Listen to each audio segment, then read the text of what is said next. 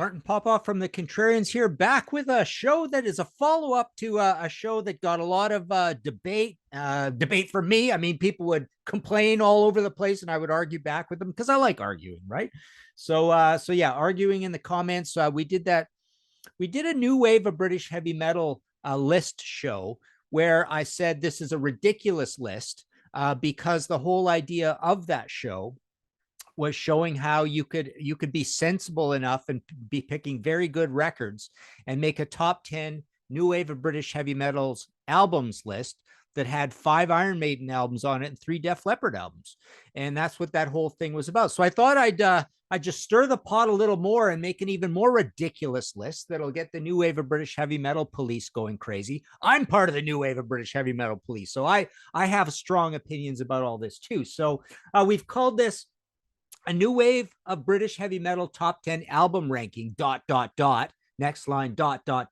with no new wave of British heavy metal albums. What do you think of that?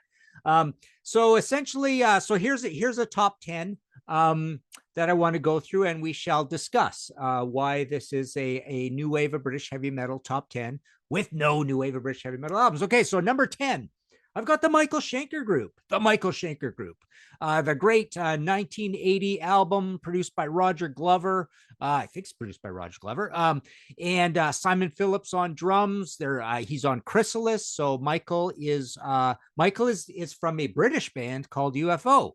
Let's put aside for a minute that he's German, but so he's from this great British band called UFO, and he's got a bunch of other great British guys in the band, and they make this record, and it's a new band for 1980. What could be more new wave of British heavy metal than that?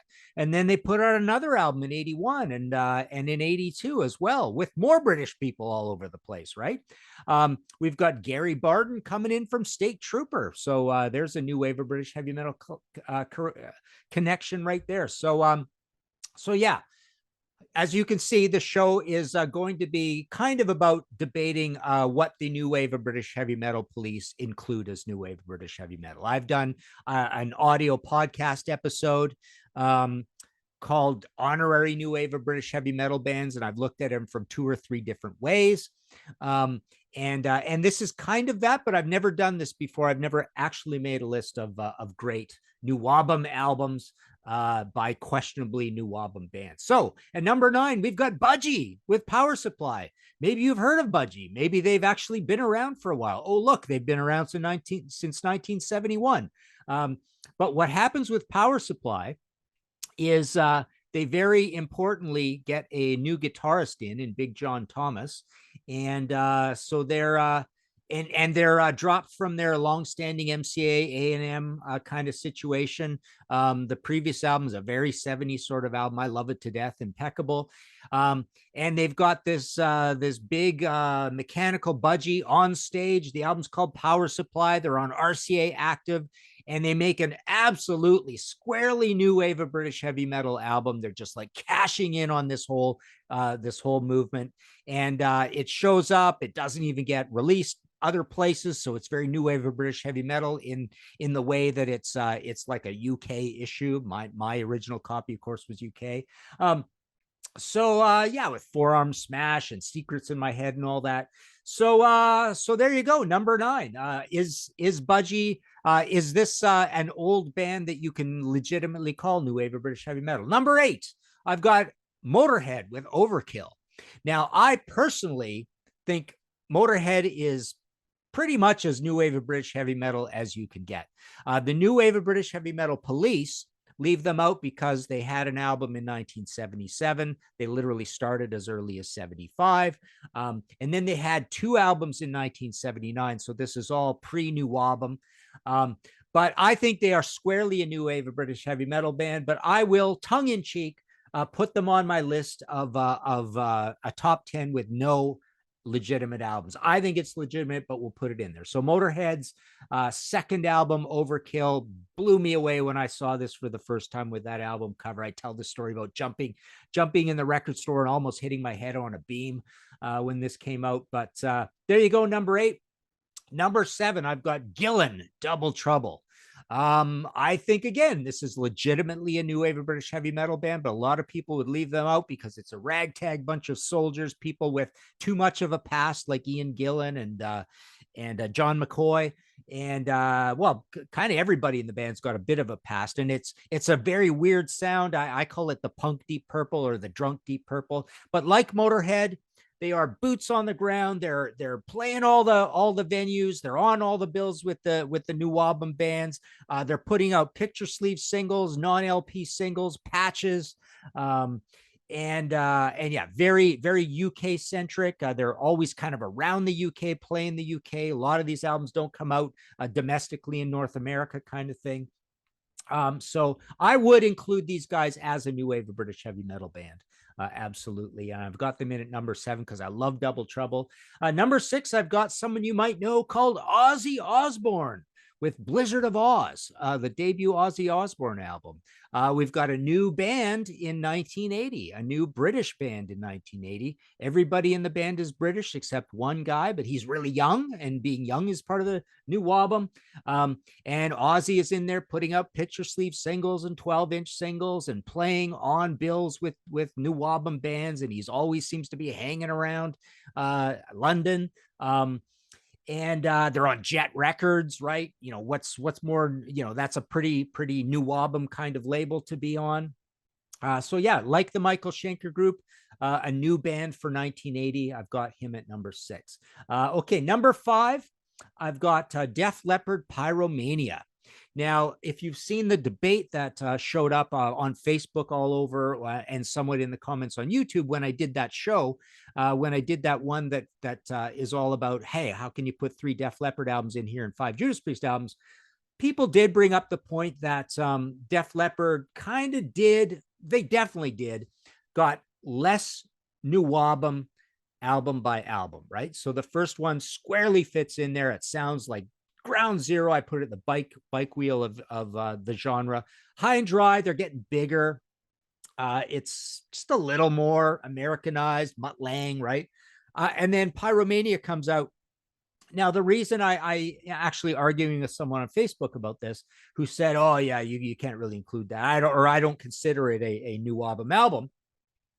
And I said, well, okay, so they're kind of not around the UK much anymore. They're dismissing the UK. They're putting it down. They're saying we're not part of the genre, where we've got these radical, expensive new production values.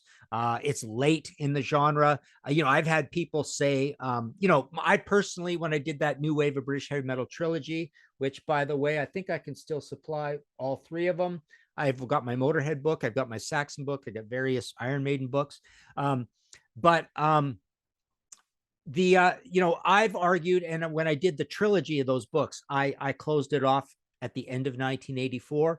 A lot of purists will even close it off, maybe even at the end of 82 or 83. So we do have an 83 album here. It doesn't sound particularly new wave British heavy metal, although I would argue that there's various forms of that.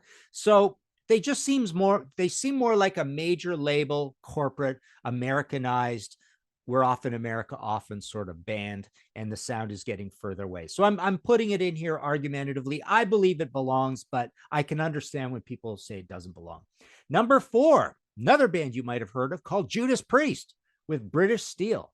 Now, I totally will go police on anybody and say Judas Priest absolutely is not a new wave of British heavy metal band, but I certainly hear that a lot. I hear Judas Priest included quite often because they kind of rise above the public consciousness with Unleashed in the East. And then in 1980, ground zero for new wave of British heavy metal. I think it's April 1980 even. So it's really, really right when this thing is starting to blow up. They put out an album. It's called British Steel. Again, they're always around. They're Iron Maiden supporting them, so they're playing on bills with new wave of British heavy metal bands. It literally has a name of the album that almost is an approximation of the name of the movement. So a lot of people include them. This is kind of their coming out party. This is their first really big album, and then they're going to be around for Point of Entry, which oddly sounds a little less like it belongs, and then Screaming for Vengeance. And now we're getting the same Def Leppard idea, right? We're getting very Americanized sort of feel and sound. They're off in America quite often. They're big. It's getting late in the movement. But yes, British Steel, that comes up all the time as people saying, oh, new wave British heavy metal album, right? Next, I'll go with Motorhead, Ace of Spades. We've discussed Motorhead, but I thought I'd put them in again. And next, I've got Gillan, Mr. Universe, just to show how much I love that album, the second Gillan album. I think it's a masterpiece. And yes, I believe Motorhead and Gillan are both new wave British heavy metal bands. And number one, I've got, of all of these, it's another repeat band, so there's not much to say conceptually about it. But I think it's probably the masterpiece of all these albums, Ozzy Osbourne, Diary of a Madman. So again, I kind of like including them in this whole thing because it's essentially a British band and it's a brand new band in 1980, 1981. So I kind of put Ozzy in there for that reason. It's very much the same situation as Gillan, pretty much exactly, right? You got an old legendary singer from the 70s and a new bunch of guys and a new band. Gillan has a little worse of a problem because they've got a 78 album and a 79 album. So like Motorhead, you could say they start too early, right? To be included. So there you go. There is a new wave of British heavy metal top 10 albums ranking with no new wave of British heavy metal albums. Let us know what you think in the comments below. You can join our Patreon situation. Please hit like and subscribe if you like this idea. Argue with me. I'll probably argue back. But I do get fed up arguing things that I said in the video already, and I don't like retyping that kind of stuff. But you know what I mean. It's cool. I love reading the comments. I'll share on Facebook, and we'll be doing that as well. And like I say, I've got a whole pile of books. You can go to martinpopoff.com for that. I've got an audio podcast, History in 5 Songs with Martin Popoff, 300 episodes, and I've probably done at least a dozen that are kind of new wave of British heavy metal related. So you can go check that out as well if you like this genre. There you go. Go listen to some AC/DC Highway to Hell. Is that a new wave British heavy metal album?